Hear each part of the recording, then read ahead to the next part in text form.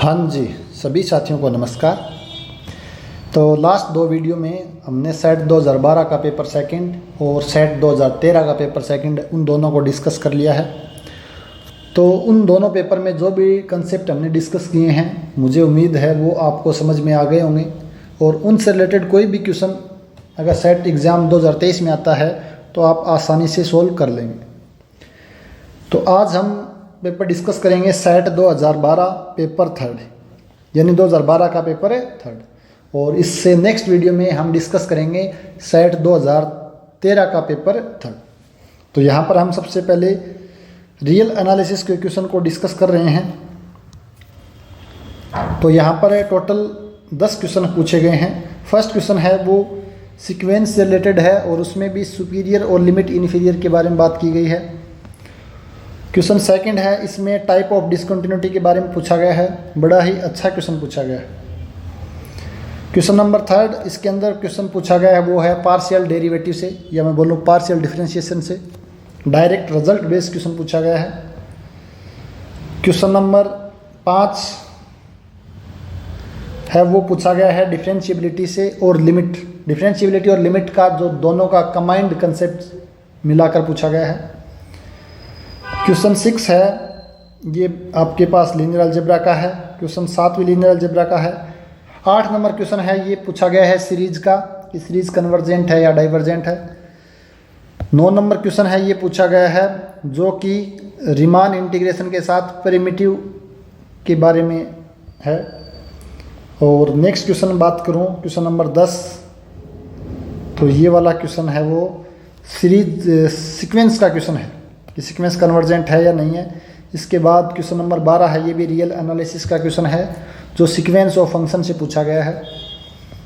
उसके बाद question number 13 है, ये वाला क्वेश्चन है इम्प्रॉपर इंटीग्रेशन, क्योंकि ये फंक्शन है 1 इन्फिनिटी पे, जो रेंज ऑफ लिमिट है वो क्या है, अनबाउंडेड है, तो यानी फर्स्ट काइंड का इम्प्रॉपर इंटीग्रल है। और 14 नंबर क्वेश्चन है, ये है फंक्शन ऑफ सेवरल वेरिएबल, यानी डबल वेरिएबल x और y। R2 के अंदर किसकी बात की है, पार्शियल डेरिवेटिव की बात की है। तो इस प्रकार हमने यहाँ पर 10 क्वेश्चन है वो रियल एनालिसिस से पूछे गए। तो 1 बाय 1 इनको डिस्कस करते हैं। तो देखते हैं सबसे फर्स्ट क्वेश्चन। तो जब भी आप कोई भी टेस्ट या कोई भी क्वेश्चन पेपर सोल्व करते हो तो वहाँ पर ये नहीं कि क्वेश्चन सोल्व करके कौन सा ऑप्शन ट्रू हो रहा है, उनके ऑप्शन भी देखने हैं। अगर कुछ ऑप्शन में अच्छे स्टेटमेंट है तो उनको कंसेप्ट के रूप में तैयार करना है ताकि आगे आने वाले एग्जाम में आपकी हेल्प कर सकें।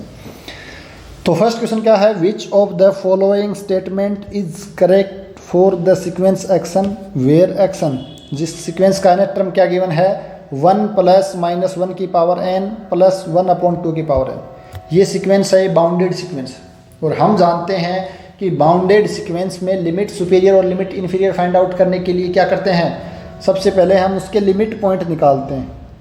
तो इस सीक्वेंस के मैं लिमिट पॉइंट निकालूं, या पहले मैं इस सीक्वेंस को लिख लेता हूं कि सीक्वेंस के जब टर्म मेरे पास क्या है, n का मान ओड है तो उस केस में क्या आएगा, और n का मान इवन है उस केस में सीक्वेंस का nth टर्म क्या बनेगा। अगर n का मान ओड है तो उस केस में मेरे पास कितना हो जाएगा, 1 + -1 की पावर n ओड है तो ये कितना आ जाएगा, -1 + 1 -1 कैंसिल आउट, 1/2 की पावर n। अगर n इवन है तो मेरे पास कितना आ जाएगा, 2 + 1/2 की पावर n। अब अगर मैं इसकी लिमिट फाइंड आउट करूं xn की, n टेंड्स टू इन्फिनिटी पे, तो कितनी आ जाएगी, जब n का मान ओड है तो उस केस में मेरे पास 0 आ जाएगा, और जब n का मान इवन है तो उस केस में लिमिट कितनी आ जाएगी, 1/2 की पावर n, तो 0, यह आ जाएगा 2 जब n का मान ओड है और जब n का मान इवन है। सीक्वेंस बाउंडेड है, इसके पास सिर्फ 2 ही लिमिट पॉइंट है, तो जो सबसे ग्रेटेस्ट लिमिट पॉइंट है वो हो जाएगा लिमिट सुपीरियर। तो लिमिट सुपीरियर क्या मेरे पास 2, और जो लिमिट इन्फीरियर है वो कितना हो जाएगा, 0 हो जाएगा। तो लास्ट वीडियो में जो सेट 2013 का पेपर था उसमें डिस्कस किया था लिमिट सुपीरियर और इन्फीरियर का कंसेप्ट, कि अगर सीक्वेंस बाउंडेड है तो उसमें जो सबसे ग्रेटेस्ट लिमिट पॉइंट है वो तो लिमिट सुपीरियर बन जाएगा, और जो स्मॉलेस्ट लिमिट पॉइंट है वो बन जाएगा लिमिट इन्फीरियर। तो यहाँ पर देखें ऑप्शन फर्स्ट में क्या बोल रहा है, लिमिट सुपीरियर है वो तो ज़ीरो है, लिमिट इन्फीरियर ज़ीरो है, गलत। लिमिट सुपीरियर तो 2 होगा, इसमें लिमिट सुपीरियर तो 2 है, इन्फीरियर 2 दे रखा, तो ये गलत हो गया। सी ऑप्शन में लिमिट सुपीरियर 2 है, लिमिट इन्फीरियर 0 है, यानी ऑप्शन थर्ड है वो क्या हो जाएगा, करेक्ट ऑप्शन हो जाएगा। और फोर्थ ऑप्शन है ये भी गलत हो जाएगा। तो ये था लिमिट सुपीरियर और इन्फीरियर से related question. Question number second में क्या पूछा गया है, आपसे पूछा गया एक फंक्शन की limit n tends to infinity पे x की पावर n 1 प्लस x की पावर n e की पावर x में the type of discontinuity of f at x बराबर 1 पे किस टाइप की डिसकंटिन्यूटी है। तो सबसे पहले आपको पता होना चाहिए टाइप ऑफ डिसकंटिन्यूटी का। तो टाइप्स ऑफ डिसकंटिन्यूटी, अगर मुख्यतः मैं बात करूं तो टाइप ऑफ डिसकंटिन्यूटी को हम 4 भागों में बांट सकते हैं। सबसे पहले होती है रिमूवेबल डिसकंटिन्यूटी। सेकंड होती है मेरे पास फर्स्ट काइंड, इसको बोलते हैं जंप डिसकंटिन्यूटी। और जो थर्ड मेरे पास होती है उसको बोलते हैं मिक्स काइंड। और जो मेरे पास फोर्थ होती है उसको बोलते हैं सेकंड काइंड की डिसकंटिन्यूटी, सेकंड काइंड डिसकंटिन्यूटी। तो रिमूवेबल डिसकंटिन्यूटी किसको बोलते हैं, रिमूवेबल डिसकंटिन्यूटी में क्या होता है कि लिमिट एग्जिस्ट करती है, फंक्शन एफ एक्स की x टेंस टू a पर लिमिट है, ये एग्जिस्ट करती है, लेकिन आइदर फंक्शन की वैल्यू है वो एग्जिस्ट डिफाइन नहीं होता उस पॉइंट पर, या तो उस पॉइंट पर फंक्शन डिफाइन नहीं होता, या क्या होता है कि फंक्शन की वैल्यू है वो लिमिट के इक्वल नहीं होती। तो यहाँ पर 2 केस हैं, either f a not define, और क्या होगा, और limit x tends to a f of x is not equals to f of a। या तो उस पॉइंट पे फंक्शन की वैल्यू ही डिफाइन नहीं होगी, अगर वैल्यू डिफाइन है तो उस केस में लिमिट के इक्वल नहीं होगी। तो ऐसी डिसकंटिन्यूटी को हम बोलते हैं रिमूवेबल डिसकंटिन्यूटी, यानी इस डिसकंटिन्यूटी को हम रिमूव कर सकते हैं। अगर उस पॉइंट पे फंक्शन की वैल्यू डिफाइन नहीं है तो वहाँ पर हम फंक्शन की वैल्यू डिफाइन कर देते हैं, लेकिन अगर वैल्यू डिफाइन है बट उस फंक्शन लिमिट के इक्वल नहीं है फंक्शन की वैल्यू उस पॉइंट पर, तो उस केस में उस वैल्यू पर फंक्शन के मान हम चेंज कर सकते हैं। एग्जाम्पल के लिए मैं बात करूं इस टाइप का फंक्शन, तो आपको दे दिया जाए एफ एक्स बराबर साइन एक्स बाई एक्स।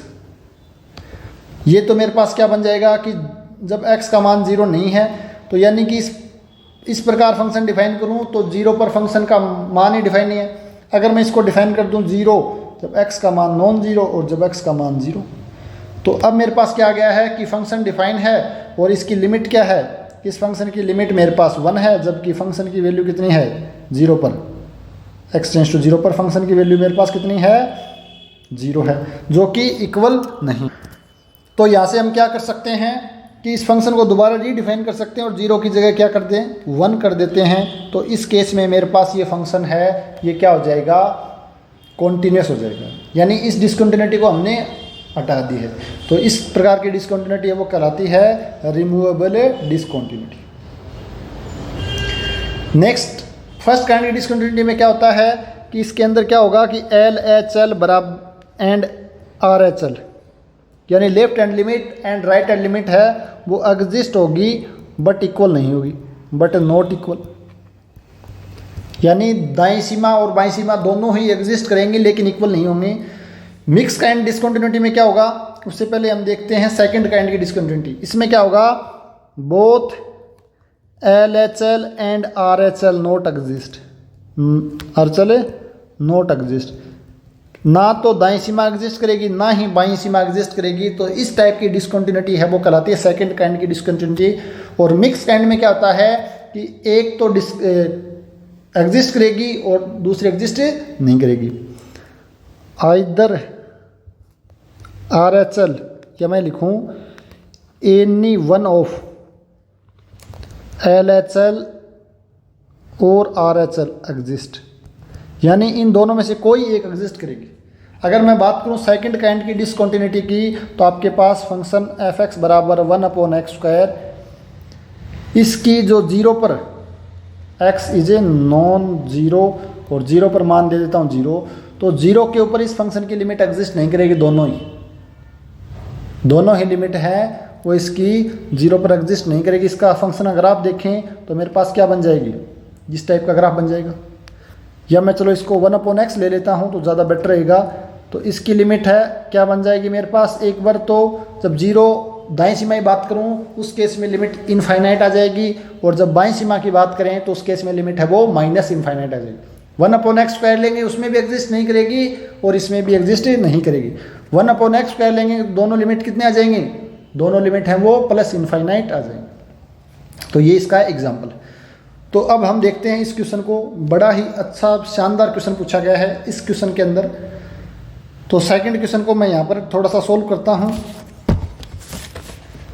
तो सबसे पहले मैं बात करूँ LHL, तो कितना हो जाएगा, limit n tends to infinity तो है ही, लिमिट h टेंस टू 0, जहाँ जहाँ x है वहाँ क्या रख देंगे 1 माइनस h की power n, 1 plus 1 minus h की पावर n, और e की पावर x की जगह कितना आ जाएगा 1 माइनस h। तो इसका मान अगर हम जानते हैं कि 1 माइनस h है वो 1 से छोटी क्वांटिटी है। जो 0 से 1 के बीच में कोई भी नंबर है, अगर b का मान 0 से 1 के बीच में है तो b की power n, limit n tends to infinity का मान कितना होता है 0 होता है। ये हम सभी जानते हैं। तो यहाँ से मेरे पास इसका मान 0, 1 plus this is equals to also मेरे पास ये 0 हो जाएगा। तो कितना आ गया इसका मान आ जाएगा 0। यानी बाईं सीमा है या मैं बोलूँ LHL है वो उसका मान कितना आ गया है 0 आ गया। अब मैं बात करूँ दाईं सीमा की तो क्या हो जाएगा, limit n tends to infinity, limit h tends to 0, और x की जगह कितना पुट करेंगे 1 प्लस h की पावर n, 1 प्लस h की पावर n, और e की पावर 1 प्लस h। अब अगर हम देखते हैं यहाँ पर तो क्या बन रहा है, 1 प्लस 1 से बड़ी क्वांटिटी की पावर इन्फिनिटी है तो वो क्या जाएगा, इन्फिनिटी जाएगा, यानी इन्फिनिटी अपॉन इन्फिनिटी फॉर्म बन रहा है। तो नीचे से मैं 1 प्लस h की पावर n कॉमन ले सकता हूँ और इसको काट सकता हूँ। तो कितना आ जाएगा, limit n tends to infinity, limit h tends to 0, this is equals to 1 upon 1 plus h की पावर n, और यह आ जाए मेरे पास e की पावर 1 प्लस h। अगर मैं n टेंस टू इन्फिनिटी रखूँगा तो इसका मान कितना जाएगा 1 अपॉन इन्फिनिटी यानी 0, और जब h का मान 0 की तरफ रखूँगा या मैं बोलूँ h जब 0 की तरफ टेंड करे तो इसका मान कितना आ जाएगा 1 अपॉन 1, ये आ जाएगा 0 प्लस e, यानी 1 अपॉन e आ गया। यानी लेफ्ट लिमिट है वो 0 है और राइट लिमिट कितनी है 1 अपॉन e, यानी दैट इज, यहाँ से क्या पता चला है, this implies LHL and RHL both exist, दोनों के दोनों एग्जिस्ट हैं बट नॉट इक्वल, लेकिन इक्वल नहीं है। तो इसका मतलब क्या है, मेरे पास किस टाइप की ये डिसकंटिन्यूटी है, फर्स्ट काइंड की अजम्प्ट डिसकंटिन्यूटी है। इसके अंदर दोनों लिमिट एग्जिस्ट करती हैं लेकिन इक्वल नहीं है। तो इसमें कौन सा ऑप्शन हो जाएगा, फर्स्ट है रिमूवेबल डिसकंटिन्यूटी, सेकंड है फर्स्ट काइंड की डिसकंटिन्यूटी, तो सेकंड ऑप्शन है वो करेक्ट हो जाएगा। डिसकंटिन्यूटी सेकंड काइंड कब होता, जब दोनों ही लिमिटें एग्जिस्ट नहीं करती, और मिक्स डिसकंटिन्यूटी में क्या होता, एक लिमिट एग्जिस्ट कर जाती है और दूसरी लिमिट एग्जिस्ट नहीं करती। तो ये अच्छा क्वेश्चन है, यहाँ पर दो लिमिट एक साथ हमें अप्लाई करनी पड़ी। नेक्स्ट क्वेश्चन नंबर 3 की तरफ हम बढ़ें आगे। तो क्वेश्चन नंबर 3 में क्या पूछा गया है कि आपके पास एक फंक्शन है जो 2 वेरिएबल का है, z बराबर x sine inverse x upon y plus tan inverse y upon x। तो आपको बताना है x square del two z upon del x2 plus 2xy del two z upon del xy into del y plus y2 del two z upon del y2। तो इसका मान है वो कितना आएगा। ये भी एक अच्छा क्वेश्चन है। तो इस टाइप के क्वेश्चन को हम किस प्रकार सोल्व करते हैं, क्वेश्चन नंबर 3 मेरे पास यहाँ पे है। तो मेरे पास जो भी फंक्शन गिवन है यहाँ पे z इक्वल्स टू गिवन है ना, this is z equals to, तो इसको मैं 2 भागों में तोड़ लेता हूँ, z equals to u plus v, यानी u मेरे पास फंक्शन है x sine inverse x upon y, x upon y, और जो मेरे पास v फंक्शन है वो कितना है, वो है ten inverse y upon x, ten inverse y upon में x। तो सबसे पहले आप एक रिजल्ट जानते हो कि अगर आपके पास एफ एक्स वाई जेड बराबर f x y be a homogeneous function of degree n, then homogeneous function आप सभी जानते हो, कोई फंक्शन होमोजीनियस कब होता है, जब x की जगह kx रिप्लाई पुट कर दो और y की जगह ky पुट कर दो। तो जो आपके पास एक फंक्शन नया फंक्शन आता है, अगर k की power n f of x type से आ जाता है तो आप क्या बोलते हो कि फंक्शन f(x) है वो n डिग्री का होमोजीनियस फंक्शन। क्या करना है, होमोजीनियस फंक्शन चेक करना है तो x को kx से रिप्लेस करो, y को ky से रिप्लेस करो और उसको सिंप्लीफाई करके अगर k की पावर n टाइप से बाहर निकल जाता है और f(x) वापस आ जाता है, तब हम बोलते हैं कि ये फंक्शन f(x) है, ये n डिग्री का होमोजीनियस फंक्शन। तो होमोजीनियस फंक्शन है कोई भी फंक्शन n डिग्री का, देन आइलर थ्योरम का स्टेटमेंट क्या है कि x time del z by del x, या यहाँ पे z की जगह f भी रख सकते हो, x del f by del x plus y del f upon del y, this is equals to कितना हो जाएगा n टाइम f, यानी n कितना है डिग्री ऑफ होमोजिनिटी और साथ में जो फंक्शन है वो फंक्शन आ जाएगा। और इसको हम और आगे सिंप्लीफाई करेंगे, एक बार x के सापेक्ष डेरिवेटिव करेंगे, एक बार y के सापेक्ष डेरिवेटिव करेंगे, तो वहाँ से इनको ऐड करके मेरे पास एक रिजल्ट और आता है, वो भी आपको डायरेक्ट याद होना चाहिए कि x square del 2f upon del x2 plus 2xy del 2f del x del y plus y square del 2f upon del y2, इसका मान होता है n(n-1) इंटू f। तो ये आपके पास सेकंड रिजल्ट है। ये दोनों रिजल्ट आपको डायरेक्ट ही पता होना चाहिए। तो यहाँ पर क्या पूछा है, आपसे पूछा है ये वाला रिजल्ट है, इसका मान कितना आएगा। यहाँ पर z है वो z की टर्म में पूछा, तो यहाँ पर हम z पुट कर सकते हैं। z फंक्शन है u और v का, तो मैं क्या कर सकता हूँ, इसको इस फॉर्म में लिख सकता हूँ। अगर मेरे पास यहाँ पर z होता तो x स्क्वायर डेल 2 z को मैं क्या कर दूंगा डेल 2 u प्लस v लिख दूंगा, यानी del x2 plus 2xy del 2 z यानी कि u plus v del x del y plus y square del 2 z और डेल y स्क्वायर, z की जगह u प्लस v। अब मैं एक बार अलग अलग कर सकता हूँ, u के सापेक्ष निकाल लूँगा, फिर v के सापेक्ष निकाल लूँगा और दोनों को ऐड कर दूँगा, तो मेरे पास ये क्या आ जाएगा, एक्सप्रेशन आ जाएगा। यहाँ पर आप देखो u है, ये फंक्शन 1 डिग्री का होमोजीनियस फंक्शन। कैसे कि x को आप kx से रिप्लेस करेंगे, y को ky से रिप्लेस करेंगे, तो ये ऊपर आ जाएगा kx ky और kx, ये k से k cancel out, k common आ जाए, मेरे पास वापस क्या बच जाएगा, f(x) y बच जाएगा, यानी u है वो 1 डिग्री का होमोजीनियस फंक्शन। कितने का, 1 डिग्री। और मैं बात करूं v की, तो ये 0 डिग्री का होमोजीनियस फंक्शन। ये 1 डिग्री का होमोजीनियस फंक्शन है और ये 0 डिग्री का फंक्शन है, होमोजीनियस फंक्शन है। तो मैं अगर ये फॉर्मूला अप्लाई करूं, del 2u del x2 plus 2xy del 2u upon del x del y plus y square del 2v upon del x del y, तो क्या हो जाएगा n इंटू n-1। n का मान कितना है यहाँ पर, n का मान u के रिस्पेक्ट में 1 है, तो 1 इंटू 1-1 n-1 इंटू f यानी u, ये कितना आ गया, 0। इसी प्रकार अगर मैं यहाँ पे u की जगह v रिप्लेस करूँ, यानी del 2v upon del x2 plus 2xy del 2v upon del x del y plus y square del 2v upon में डेल y स्क्वायर, इसका मान कितना आ जाएगा, यहाँ पर तो n का मान ही 0 है, यानी ये भी 0 हो गया। अब इक्वेशन फर्स्ट और इक्वेशन सेकंड को जोड़ने पर, यानी 1 प्लस 2 को ऐड करेंगे, तो मेरे पास क्या आ जाएगा, लेफ्ट हैंड साइड में तो मेरे पास ये आ जाएगा ये वाला एक्सप्रेशन, और राइट हैंड में इसका मान कितना आ जाएगा, 0 आ जाएगा, क्योंकि 0 प्लस 0, तो इसका मान कितना आएगा, 0 आएगा, यानी ऑप्शन 4 है वो करेक्ट हो जाएगा। तो ये कैलकुलस का क्वेश्चन था। ये क्वेश्चन मैंने यहाँ पर आपको कंसेप्ट समझाने की कोशिश की, इसलिए क्वेश्चन थोड़ा सा लेंथी हो गया। अदरवाइज अगर आपको डायरेक्ट पता है तो ये 1 डिग्री का होमोजीनियस फंक्शन, ये 0 डिग्री का होमोजीनियस फंक्शन, इसमें कितना आ जाएगा, ये फॉर्मूला होता है n-1 इंटू f, इसको मैं u मान लेता हूँ। तो यहाँ पे n का मान 1, तो ये 1 इंटू 1-1 0, यहाँ पर डिग्री का मान n का मान 0, तो ये 0 होती है पूरा 0, यहाँ पर साथ में v आ जाएगा, यानी इसका मान है वो डायरेक्ट ही क्या लिख सकते हो, 0 प्लस 0 यानी कि 0।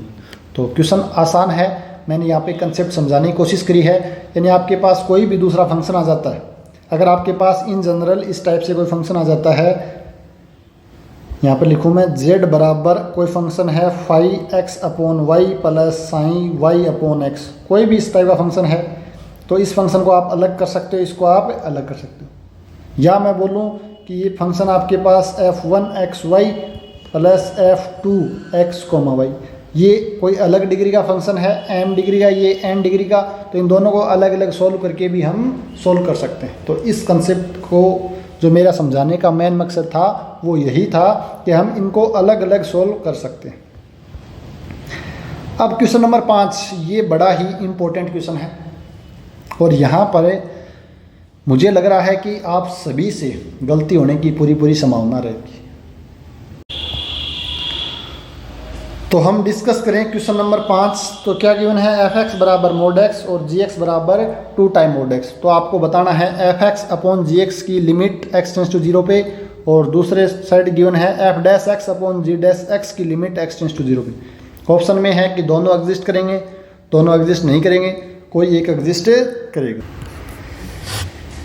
तो कई आपके दिमाग में पहला क्वेश्चन तो यही आ सकता है कि सर एफ डैश एक्स तो 0 पे एग्जिस्ट ही नहीं कर रहा, और ना ही जी डैश एक्स है वो 0 पे एग्जिस्ट कर रहा है, तो एफ डैश एक्स अपॉन जी डैश एक्स तो हम फाइंड आउट ही नहीं कर पाएंगे। यानी लिखा हुआ यही गलत, आपके दिमाग में ये चीज़ें आ सकती है। लेकिन यहाँ पर इसने 0 पे बात नहीं की है, लिमिटिंग सेंस में बात कर रहा है, यानी जब x 0 की तरफ जा रहा है। ये वाले दोनों फंक्शन 0 के अलावा सभी जगह डिफरेंशिएबल हैं, सिर्फ 0 पे तो डिफरेंशिएबल नहीं है। तो अगर मेरे पास एफ एक्स बराबर मोड एक्स है तो एफ डैश एक्स का मान कितना होगा, जब x का मान ग्रेटर देन 0 है तो कितना हो जाएगा, प्लस का 1 आ जाएगा, और जब x का मान लेस देन 0 है तो मेरे पास इसका मान -1। यही तो होता है कि जब x का मान ग्रेटर देन 0 है उस केस में मेरे पास इसका मान 1 आएगा, और जब लेस देन 1 है तो -1 आएगा। और इसी प्रकार अगर मैं देखूं gx मेरे पास कितना है 2 टाइम मोड x, तो अगर मैं g डैश x की बात करूं तो इसका मान 2 आएगा जब x पॉजिटिव है, और -2 आएगा जब x नेगेटिव है। और 0 पे दोनों ही फंक्शन डिफरेंशिएबल नहीं है, 0 के अलावा मैंने यहाँ पर डिफाइन कर दिया। अब हम लेते हैं सबसे पहले F x upon g x. तो F x upon g x मेरे पास क्या जाएगा 1/2, और अगर मैं अब दोनों साइड लिमिट अप्लाई करूँ x tends to 0, limit x tends to 0, तो मेरे पास कितना आएगा 1/2 आएगा। यानी f x upon g x की लिमिट एग्जिस्ट कर रही है। ऑप्शन सेकंड में बोला डज नॉट एग्जिस्ट, यानी ऑप्शन सेकंड है वो डिस्कार्ड हो गया। Both limit exist and are equal, ये बोला both limit exist are equal. Third option में है कि एग्जिस्ट करेंगे और इक्वल है, और फोर्थ ऑप्शन में है दोनों के दोनों एग्जिस्ट करेंगी और इक्वल नहीं है, और फर्स्ट ऑप्शन में है कि तो एग्जिस्ट कर रहा है और ये एग्जिस्ट नहीं कर रहा। तो ऑप्शन सेकंड है यहाँ से कट हो गया। अब हम देखते हैं सेकंड। अगर आप एफ डैश एक्स अपॉन जी डैश एक्स का मान निकालोगे और लिमिट एक्स टेंस टू 0 करोगे तो इसका मान कितना आएगा। अगर आप राइट हैंड साइड से जाओगे तो 1/2 आएगा, अगर आप लेफ्ट हैंड साइड से जाओगे तो एफ डैश एक्स और इसका मान कितना आएगा -1 अपॉन -2। उस केस में मेरे पास कितना आ जाएगा प्लस का हाफ आएगा। 0 पे अगर आप राइट हैंड लिमिट निकालोगे तो कितना आ जाएगा 1/2। अगर आप लेफ्ट हैंड लिमिट निकालोगे तो -1 अपॉन में -2, तो माइनस से माइनस कैंसिल आउट, कितना आ जाएगा 1/2। यानी एफ डैश एक्स और जी डैश एक्स की लिमिट भी एग्जिस्ट कर रही है। एफ डैश एक्स अपॉन जी डैश एक्स की भी लिमिट एग्जिस्ट कर रही है। 0 पे कितनी है, ये F x upon g x के इक्वल ही है। यानी ऑप्शन थर्ड है वो क्या हो जाएगा, यहाँ पर करेक्ट ऑप्शन हो जाएगा। यानी दोनों की लिमिट एग्जिस्ट कर रही हैं और इक्वल है। तो ये अच्छा क्वेश्चन पूछा गया है सेट 2013 के अंदर। तो आप भी ध्यान रखना इस टाइप के क्वेश्चन को कि लिमिटिंग सेंस में बात करें तो वहाँ पर फंक्शन इस प्रकार हम डिफाइन कर सकते हैं। नेक्स्ट आगे बढ़ते हैं क्वेश्चन नंबर 8 नंबर क्वेश्चन। ये क्वेश्चन देखकर बड़ा डरावना सा, बड़ा गंदा सा क्वेश्चन लग रहा है, लेकिन ये क्वेश्चन बहुत ही आसान क्वेश्चन। तो अगर हम यहाँ पर nth टर्म लिखें तो फर्स्ट टर्म में क्या है मेरे पास 2 की स्क्वायर अपॉन 1 स्क्वायर माइनस 2/1। अगर मैं सेकंड टर्म की बात करूं तो 3 स्क्वायर है, थर्ड टर्म में 4 स्क्वायर है, यानी एक ज़्यादा आ रहा था, यानी कि n+1 की पावर n। नीचे कितना है, इससे एक कम है, तो इसको मैं ऐसे लिख सकता हूं कि n+1 की पावर n+1। पावर तो सेम ही है, 2 2 3 3 4 4, ऊपर एक ज़्यादा है और नीचे कम है, तो ये हो गया मेरे पास माइनस का चिन्ह, ये हो जाएगा n + 1 अपॉन में n, 2/1 3/2। अब यहाँ पर आप चाहो तो क्या करना है, n की वैल्यू पुट करते रहो, n का मान 1 रखो तो 2/1 की पावर 2, 2/1, 2 रखेंगे तो 3/2 की पावर 3, और ये आ जाएगा 3/2 की पावर -2, 2 रखेंगे तो। अब देखते हैं मेरे पास u1 आ गया। तो आप सभी जानते हो कि जब भी पावर में n आता है तो हम कोची nth रूट टेस्ट लगाते हैं। तो यहाँ पर आपको पता होना चाहिए कोची nth रूट टेस्ट क्या बोलता है। कोची nth रूट टेस्ट कि लिमिट मेरे पास कोई भी सीरीज है, समेशन u1 मेरे पास एक सीरीज है, तो limit n tends to infinity un की पावर 1/n अगर l है और l का मान अगर 1 से बड़ा है, मैं यहीं पे लिख देता हूँ कि अगर l का मान 1 से बड़ा देन डाइवर्जेंट, l का मान 1 से छोटा देन कन्वर्जेंट, और l का मान 1 तो टेस्ट फेल हो जाएगा। यही होता है कोची nth रूट टेस्ट में कि un की पावर 1/n करते हैं और फिर उसकी जो भी लिमिट आती है, अगर उसका मान 1 से बड़ा तो डाइवर्जेंट, 1 से छोटा तो कन्वर्जेंट, और l का मान 1 आ जाता है तो टेस्ट फेल हो जाता है। तो यहाँ पर हम कोशिश करते हैं limit n tends to infinity un की पावर 1/n निकालने की। तो कितनी आ जाएगी, this is equals to limit n tends to infinity, यह आ जाएगा n + 1 अपॉन n की power n + 1 minus n + 1/n की पावर -1। एक n से n कैंसिल आउट हो जाएगा पावर वाला। यहाँ से हम इसको देखें तो मेरे पास कितना आ जाएगा, n + 1/n कॉमन ले लेता हूँ, तो limit n tends to infinity n + 1/n common आ गया, यहाँ बच जाएगा n + 1 की पावर n, ये इसको मैं लिख सकता हूँ और सिंप्लीफाई करके n यहाँ से कॉमन ले लेता हूँ नीचे से, तो 1 + 1/n माइनस यहाँ से n कॉमन ले लेता हूँ तो कितना आ जाएगा, this is equals to 1 + 1/n की पावर -1। और जब आप n tends to infinity limit लगाते हो तो इसका मान तो 1 आ जाएगी इसकी लिमिट, तो और इसकी लिमिट कितनी आ जाएगी, e आप सभी जानते हो, माइनस इसका मान 1/1 माइनस 1 + 0 यानी 1 की पावर -1, यानी 1/e - 1। अब हम देखें यहाँ से तो इसका मान कितना, 1/e - 1, e का मान आता है 2.718, 2.718 में से 1 घटाएंगे तो 1/718, यानी 1 में 1 से बड़ी संख्या भाग दें तो ये कितने आएगी, <1 आएगा, यानी l का मान 1 से छोटा है। दिस इम्प्लाइज क्या आ जाएगा मेरे पास, सीरीज u1 इज कन्वर्जेंट हो जाएगी, क्या हो जाएगी, कन्वर्जेंट। तो यहाँ पे ऑप्शन फर्स्ट है वो क्या हो जाएगा, आपका करेक्ट ऑप्शन हो जाएगा। तो ये एक्सप्रेशन थोड़ा सा क्या है, डरावना है। अगर आप इसका nth टर्म आसानी से लिख सकते हो तो आपको सिर्फ कोची nth रूट टेस्ट ही अप्लाई करना है। तो ये था आपके पास क्वेश्चन नंबर 8। अब हम बात करते हैं क्वेश्चन नंबर 9 में। क्या गिवन, एक फंक्शन गिवन है f(x = x² sin 1/x³, जब x का मान नॉन जीरो है, 0 जब x का मान 0 है, एंड gx मेरे पास फंक्शन है 2x sin 1/x³ minus 3/x² into cos 1/x³ when x is non-zero, 0 if x is 0, then which of the following statement is true, कौन सा स्टेटमेंट है वो सही है। फर्स्ट ऑप्शन है कि f रिमान इंटीग्रेबल है -1 से 1 में, and f is primitive of g, f है वो g का प्रिमिटिव है। प्रिमिटिव का मतलब क्या है कि g का इंटीग्रेशन करेंगे तो वो f होगा, या मैं बोलूँ कि f का डेरिवेटिव है वो g होगा। तो सेकंड ऑप्शन में क्या है कि f रिमान इंटीग्रेबल नहीं है क्लोज इंटरवल -1 से 1 में, एंड f इज प्रिमिटिव है g का इन -1 से +1 क्लोज इंटरवल में। ऑप्शन थर्ड है f रिमान इंटीग्रेबल है but f is not a primitive of g in close interval -1 to +1। और फोर्थ ऑप्शन है कि f रिमान इंटीग्रेबल नहीं है and f is not a primitive of g in close interval -1 से +1। तो आप एक रिजल्ट जानते हो कि अगर कोई कॉन्टिन्यूस फंक्शन है तो पक्का ही वो रिमान इंटीग्रेबल होता है। ये आप डायरेक्ट रिजल्ट आप जानते हो। इफ़ f इज कॉन्टिन्यूस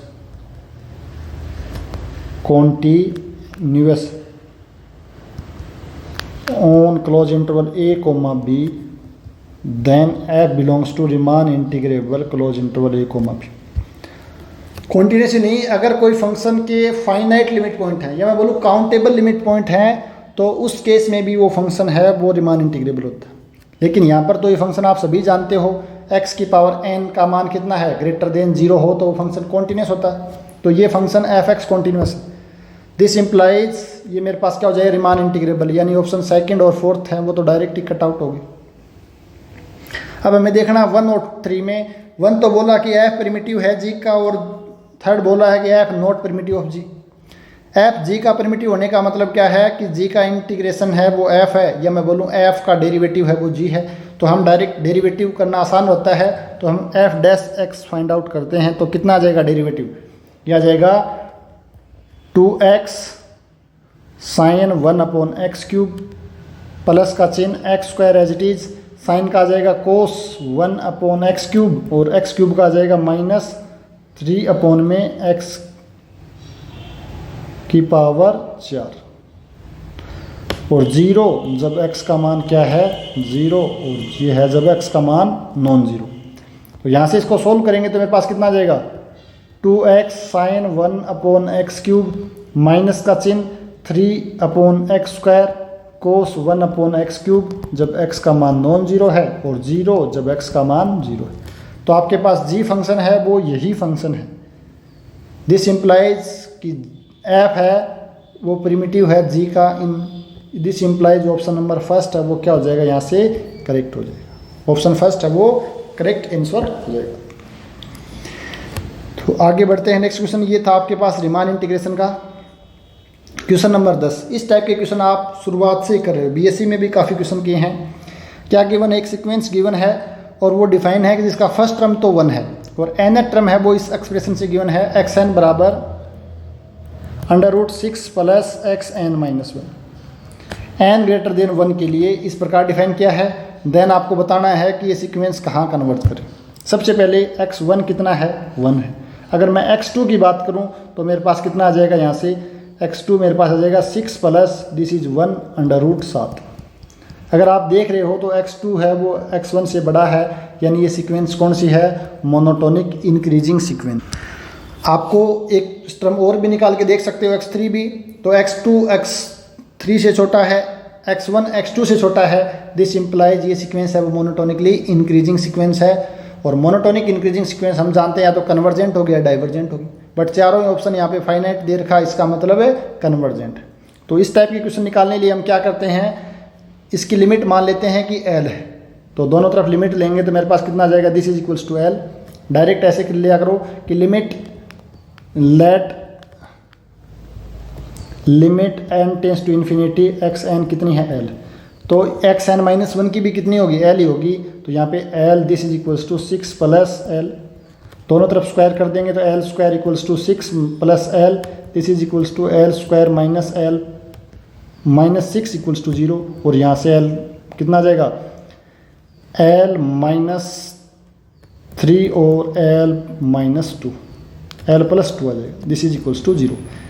यानी L ये L है, L स्क्वायर माइनस का L और ये -6, यानी L का मान आ गया 3 और -2। और हम जानते हैं ये सीरीज है, ये सीक्वेंस है वो क्या है, मोनोटोनिकली इंक्रीजिंग है। तो नेगेटिव मान तो इसका हो ही नहीं सकता क्योंकि फर्स्ट टर्म 1 है तो इसका मान 3 होगा। हालांकि ऑप्शन में -2 ऑप्शन गिवन भी नहीं है, तो आप डायरेक्ट बोल सकते हो ऑप्शन थर्ड है वो करेक्ट ऑप्शन। ये बीएससी का क्वेश्चन है, बहुत ही सिंपल क्वेश्चन है, आप आसानी से सोल्व कर सकते हैं। ये क्वेश्चन पूछा नेक्स्ट है सीक्वेंस ऑफ फंक्शन से, और ये वाला क्वेश्चन है वो स्टैंडर्ड क्वेश्चन है। तो आप सभी जानते हो कि xn जो सीक्वेंस है उसकी बात करने की यूनिफॉर्मली कन्वर्ज कहाँ करेगा। तो अगर आप xn की n limit n tends to infinity पे बात करोगे तो इसका मान कितना आता है, जब x का मान 0 से 1 है तो उस केस में तो इसका मान 0 आएगा। अगर x का मान 1 है तब इसका मान 1 आएगा, और x का मान 1 से बड़ा है तब इनफाइनाइट हो जाएगा, तब तो इनफाइनाइट हो जाएगा। x का मान -1 है तो उस केस में -1 की पावर n यानी ओसिलेट क्या हो जाएगी, फाइनाइटली। और 1 से छोटा हो जाएगा, -1 से छोटा हो जाएगा x का मान, तो उस केस में क्या हो जाएगी, ये सीक्वेंस है वो इनफाइनाइटली ओसिलेट सीक्वेंस हो जाएगी। तो यानी कि ये कन्वर्ज है वो सिर्फ इसी इंटरवल में करती है 0,1 क्लोज इंटरवल में, ये जो सीक्वेंस ऑफ फंक्शन है ये पॉइंट वाइज कन्वर्जेंट होती है। लेकिन हमें क्या चाहिए, यूनिफॉर्मली कन्वर्जेंट। तो क्लोज इंटरवल 0,1 में तो यूनिफॉर्मली कन्वर्जेंट नहीं हो सकती, क्योंकि ये तो मेरे पास क्या है, सीक्वेंस ऑफ कॉन्टिन्यूस फंक्शन की है, और जो लिमिट फंक्शन f(x) मिल रहा है वो डिसकॉन्टिन्यूस है। तो ये यूनिफॉर्मली कॉन्टिन्यूस तो इसके अंदर नहीं हो सकती है। यानी 0,1 ओपन इंटरवल 0 या क्लोज 0 और 1 ओपन, इसका कोई भी सबसेट लें उसके अंदर मेरे पास क्या हो जाएगी, ये यूनिफॉर्मली कन्वर्जेंट हो जाएगी। अब देखते हैं ऑप्शन फर्स्ट, क्लोज इंटरवल 0,1, 0,1 में तो नहीं है, ये तो इससे भी सुपरसेट है, ये भी नहीं है, ये भी नहीं है, तो ऑप्शन फोर्थ है वो करेक्ट ऑप्शन हो जाएगा। तो ये वाला एग्जाम्पल है, सबसे स्टैंडर्ड एग्जाम्पल है, कोई भी पढ़ाए सबसे पहले इसी एग्जाम्पल को लेके सोल्व करवाते हैं और बुक में भी मिल जाएगा। तो ये क्वेश्चन है, ये बिल्कुल ही आसान क्वेश्चन की श्रेणी में आता है। हाँ, नेक्स्ट क्वेश्चन है, ये है इम्प्रॉपर इंटीग्रल का। और इम्प्रॉपर इंटीग्रल है वो 3 टाइप का होता है, फर्स्ट काइंड, सेकंड काइंड और थर्ड काइंड। फर्स्ट काइंड में क्या होता है कि जो लिमिट ऑफ इंटीग्रेशन है ये क्या होती है, अनबाउंडेड होती है। सेकंड काइंड में क्या होता है कि जो फंक्शन गिवन है ये वाला फंक्शन 1/x/x+1, ये वाला फंक्शन किसी पॉइंट लिमिट ऑफ इंटीग्रेशन में किसी पॉइंट पर अनबाउंडेड हो जाता है, तो सेकंड काइंड का। और थर्ड काइंड में मेरे पास क्या होता है कि ये इंटीग्रेशन भी अनबाउंडेड है और जो फंक्शन है वो भी क्या है, अनबाउंडेड हो जाता है। जैसे मैं फर्स्ट काइंड की बात करूं तो एग्जांपल 1/∞ 1/x dx, ये क्या है मेरे पास, इनफाइनाइट है, जबकि ये तो बाउंडेड है। जब मैं 0 से 1 करता हूँ 1/x dx, तो ये मेरे पास सेकंड काइंड का हो गया कि ये फंक्शन है 0 पे क्या नहीं है, बाउंडेड नहीं है, अनबाउंडेड हो गया। और थर्ड में बात करूँ तो मेरे पास आ जाएगा 0 से इनफाइनाइट 1/x dx, यानी ये फंक्शन 0 पे अनबाउंडेड भी है और साथ में जो लिमिट ऑफ इंटीग्रेशन ये भी अनबाउंडेड है। तो ये फंक्शन है या ये इंटीग्रेशन है, ये थर्ड काइंड का इम्प्रॉपर इंटीग्रल। तो हम देखें यहाँ पर, तो यहाँ पर ये फंक्शन 1 से इनफाइनाइट के अंदर तो बाउंडेड है, लेकिन ये क्या है आपके पास लिमिट ऑफ इंटीग्रेशन ये अनबाउंडेड है। This implies it is first kind improper integral. तो फर्स्ट काइंड के इम्प्रॉपर इंटीग्रल को हम सोल्व करने के लिए क्या करते हैं इस टाइप का, तो हम करते हैं limit epsilon tends to infinity 1 to epsilon. अगर यहाँ पे 1 है तो 1a है तो a to एप्सिलॉन, और ये आ जाएगा 1/x dx। यानी ये इंटीग्रेशन फाइंड आउट करते हैं, फिर epsilon tends to infinity limit लगा देते हैं। तो देखते हैं यहाँ पर मेरे पास क्या गिवन है, फंक्शन मेरे पास यहाँ पर गिवन है 1 to इनफाइनाइट 1/x + 1 dx। तो सबसे पहले इस क्वेश्चन को हम थोड़ा सा पार्शियली ब्रेक कर लेते हैं। तो 1/x - 1/x + 1, तो इसका अगर हम एलसीएम लेंगे तो कितना आएगा, x + 1 - x, यानी ये वाला सेम है। अब मैं क्या कर देता हूँ, इसका 1 से इन्फिनिटी में इंटीग्रेशन फाइंड आउट कर सकते हैं।